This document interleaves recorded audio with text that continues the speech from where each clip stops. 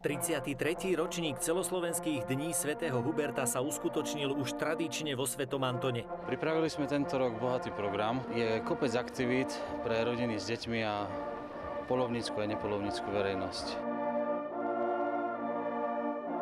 Tóny lesných rohov umocnili odovzdávanie ocenení zaslúžilým lesníkom a poľovníkom. Toto vyznamenanie dostávajú obyčajne ľudia, ktorí už nejakú tú zimu za sebou majú. U mnohých som cítil aj také prirodzené ľudské dojatie, aj možno také trošku chvenie a v nejednom oku som zbadal aj záblesk takej, povedal by som, nejakej tej malej poľovníckej slzičky. Poľovníctvo má zmysel. Aj to lesníctvo má zmysel.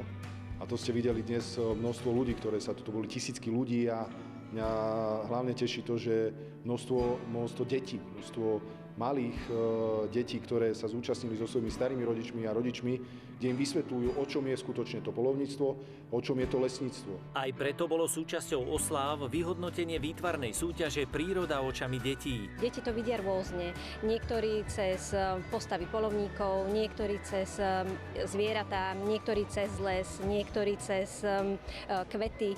Proste tie deti si kriticky sadli k papieru a nakreslili presne to, čo pre nich poľovníctvo znamená. A to sme vlastne chceli. Udelili sme aj jednu špeciálnu cenu nevidiacemu chlapcovi, ktorý nám poslal prácu nakreslenú brejlovým písmom. Deťom sa venujú intenzívne aj ženy poľovníčky, ktoré si pripomenuli 15. výročie vzniku klubu. Naše dievčatá, dá sa povedať, že už prakticky vo všetkých okresoch majú svoje malé bunky, navštevujú základné školy.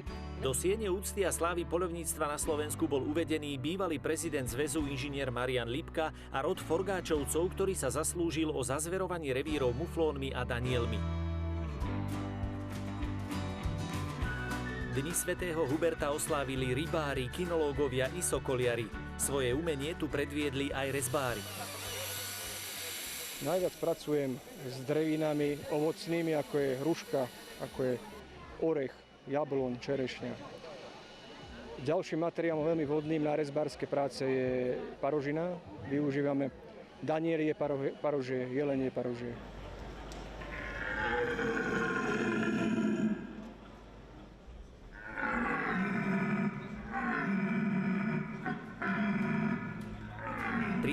Augusta sa počas Dní svätého Huberta vo Svetom Antone uskutočnili aj majstrovstvá Slovenska vo vábení zvery. Súťaž vo vábení ostatnej zvery, teda imitovanie hlasov srnčej, diviačej a zajačej zvery, vyhral Adrián Zliechovec. Na druhom mieste skončil Ľubomír Oleksa a tretí bol Andreas Némes.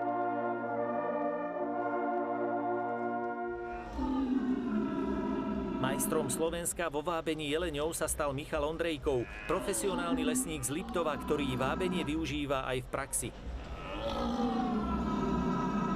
Prvé kroky môjho vábenia boli v Pribiline, odkiaľ som rodák, a rovno za domom nám ručali jelene okolo dediny a vždy bolo mojou takou túžbou naučiť sa ten hlas jeleňa napodobný.